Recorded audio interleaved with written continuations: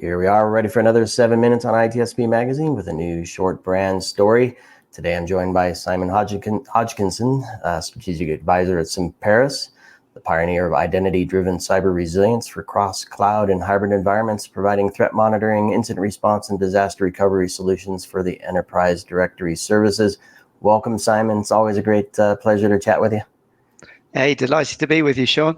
Thanks for the opportunity. Yep, good stuff, and even more fun when there's an added bonus of some new research and data to help us understand where we sit with respect to risk management, and you get to talk to all kinds of cool people, and I'm hoping you can shed some light on some new stats that you've uncovered with the ransomware report from Semperis.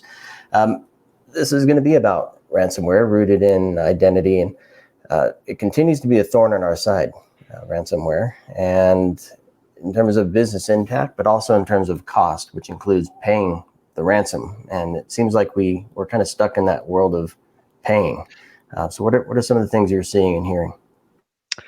Yeah, sure. I mean, the report really elevates the fact that ransomware continues at a pace. And really interesting. There's some really interesting facts in the report. Kind of people that were hit by ransoms. 74% of those attacked were hit multiple times, and I think that is often not talked about in the community. And also comes back to the advice on not paying. I mean, a lot of the times that organizations have actually paid the ransom, they've been hit multiple times within the same 12 months, and sometimes within days of it as well. So, there's a big debate in the industry: should you pay or shouldn't you? And we can talk a little bit more about the need for resilience. You read my mind, because I want to talk about resilience.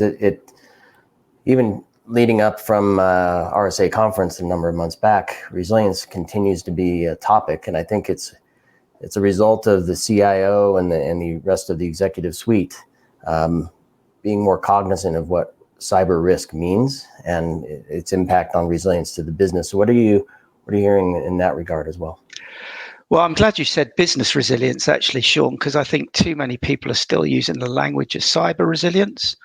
Cyber is just a business risk, and actually what we need to do is educate the executives that actually this is all about protecting the business outcomes. So making sure your organizations are operationally and business resilient. And in order to do that, you kind of need to understand what is the outcome you're delivering as a business. What is the end-to-end business process that actually satisfies delivery of that outcome, whether it's selling fuel to people or selling goods or banking or what have you. And in understanding that, you can prioritize the things you need to kind of protect the most. And interestingly, you mentioned identity at the start of this. It's at the core of everybody's digital ecosystem is the identity platform. If the identity platform doesn't exist, a business won't be able to deliver its ultimate outcome. And every business now is really a digital business. There's not many organizations that don't have a digital ecosystem. And the vast majority of that digital ecosystem runs on the identity platform. And for north of 95% of the organizations out there, that's like Active Directory. A 25-year-old piece of technology. There's not many technologies that I've been in the industry longer than and Semperis, Active Directory is up there. It certainly is, and it happens to also be at the core of the ransomware attacks, because the directory holds the access controls and the rights to what people and machines, right, and applications these days as well, can access and do. So that's a prime target for ransomware.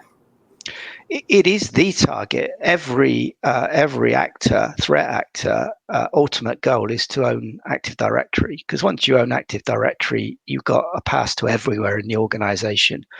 Whether that's to create some kind of destructive event and an availability event, such that you can't deliver the technology for it because the digital ecosystem is down, or whether it's from a data exfiltration perspective. If you can elevate privileges to domain domain admin, you've got access to all areas, and therefore you can create the maximum damage.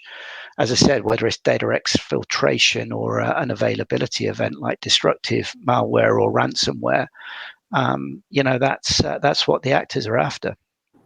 And our organizations, I presume a lot of them are, but do we have a good enough handle? Maybe the reports suggest otherwise, that we're not getting a good handle on the connection between identity and ransomware. We're continuing to pay and continuing to get hit multiple times.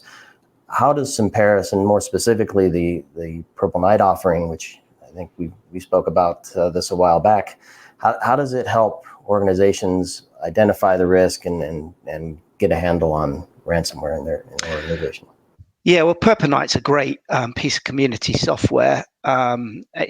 It's a fantastic piece of software that tells you about your indicators of exposure and your indicators of compromise. It's a one-off assessment that will tell you in really clear language what you need to do to fix those biggest vulnerabilities. But to answer your question, I don't think people are paying enough attention to that end-to-end digital ecosystem and how you can recover from it. So, for most organizations, if they have a ransomware event where they can't recover the systems, they're going to pay the ransomware. Otherwise, it's a existential event for them. So it's critical that people have a plan to recover from these events and not pay the ransom. A considerable amount of people who paid, 35% of victims who paid the ransom didn't receive the decryption keys, or they didn't work. So you have to have a recovery capability as well. And Semperis is at the forefront of the backup and recovery of AD with integrity and in an agile mode. Recovery equals resilience, and that impacts the business. And that's 7 minutes here on ITSP Magazine.